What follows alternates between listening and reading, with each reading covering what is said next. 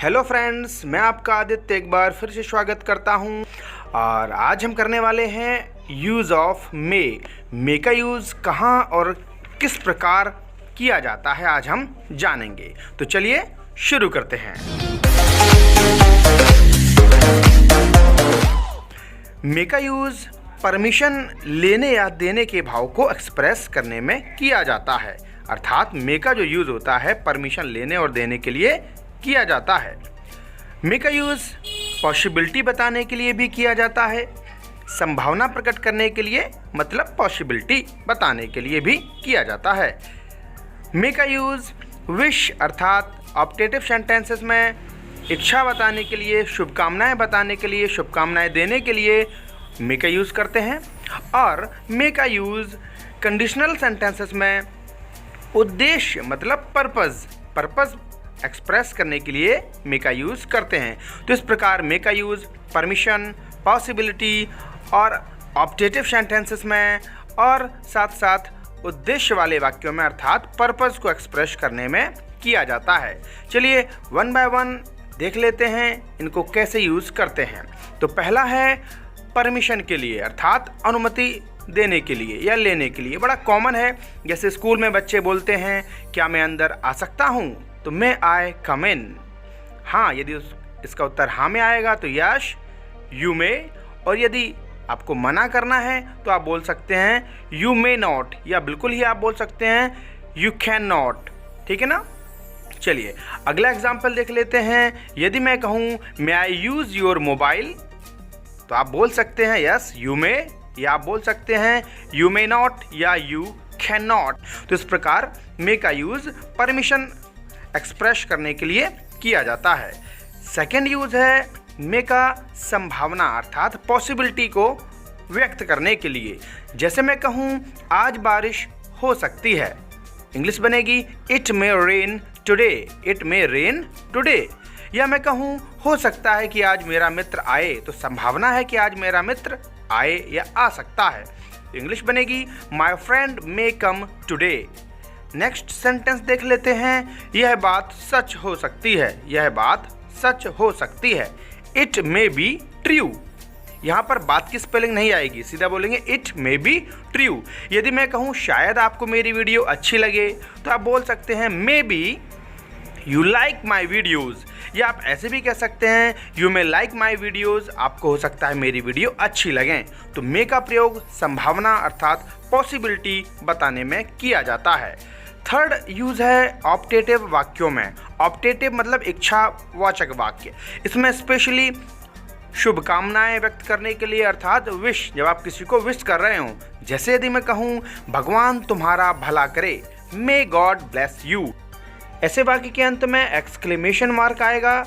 और अगला सेंटेंस है ईश्वर करे तुम दीर्घायु हो, मे यू लिव लॉन्ग। ईश्वर करे तुम्हें एक पुत्र हो, कैसे बोलेंगे may God bless you with a सन।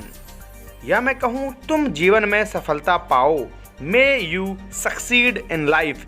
याद रखिए इन सभी सेंटेंसेस के एंड में विस्मयादिबोधक अर्थात एक्सक्लेमेशन मार्क जरूर लगेगा। तो ऑप्टेटिव सेंटेंस में शुभकामनाएं अर्थात विश देने के लिए, किसी को विश करने के लिए आप इस प्रकार से यूज़ कर सकते हैं may God bless you, may you live long, may God bless you with a son, may you succeed in life, may you be happy. इस प्रकार से आप इन वाक्यों को यूज़ कर सकते हैं। इनके स्टार्टिंग में मे का यूज़ ज़रूर होगा। अब अगला पॉइंट देख लेते हैं। अगला पॉइंट है पर्पज़ यानी कि उद्देश्य बताने के लिए। इन वाक्यों को आप अच्छे से समझिएगा, क्योंकि ये जो वाक्य हैं ये टू क्लॉजेज में अर्थात इन वाक्य के टू पार्ट्स हैं, दो टुकड़े हैं। जैसे मैं कहूँ मैं कठिन परिश्रम करता हूँ ताकि मैं सफल हो सकूँ, तो ये कहीं ना कहीं उद्देश्य बताने वाले वाक्य हैं। पहली क्लॉज और दूसरी क्लॉज अर्थात मैं कठिन परिश्रम करता हूँ, ये फर्स्ट क्लॉज है अर्थात पहला टुकड़ा है, और दूसरा वाक्य मीन्स मैं सफल हो सकूं, तो ये सेकेंड पार्ट है। तो इसको ऐसे बनाएंगे आई work hard so that I may succeed.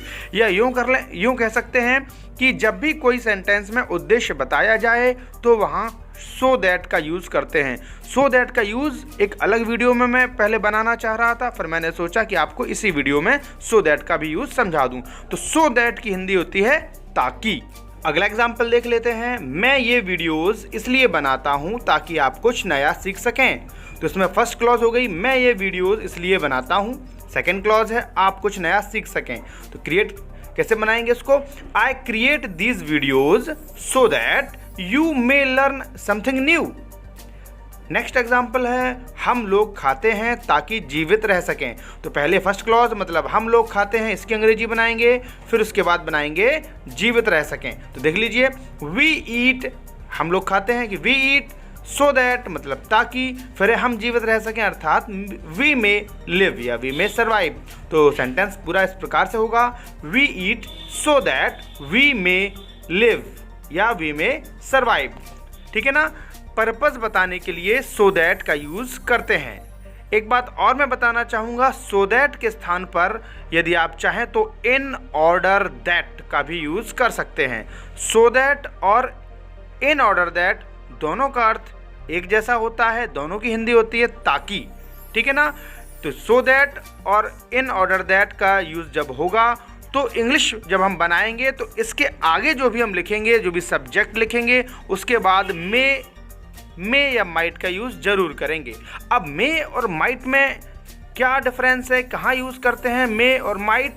So that के साथ मे का यूज़ कब करते हैं और सो दैट के साथ माइट का यूज़ कब करते हैं, तो ये मैं अभी आपको बता रहा हूँ। देखिए, यदि सेंटेंस प्रेजेंट में है, जैसे यही सेंटेंस देख लेते हैं, मैं कठिन परिश्रम करता हूँ ताकि मैं सफल हो सकूं। तो शुरुआत का जो फर्स्ट क्लॉज है अर्थात मैं कठिन परिश्रम करता हूं, ये प्रेजेंट में है, तो मैंने लिख दिया I work hard so that I may, यहाँ पर लगा दीजिए मे।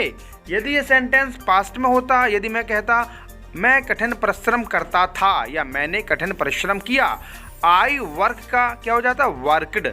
I worked hard so that आई के बाद अब यहाँ क्या आया था? माइट।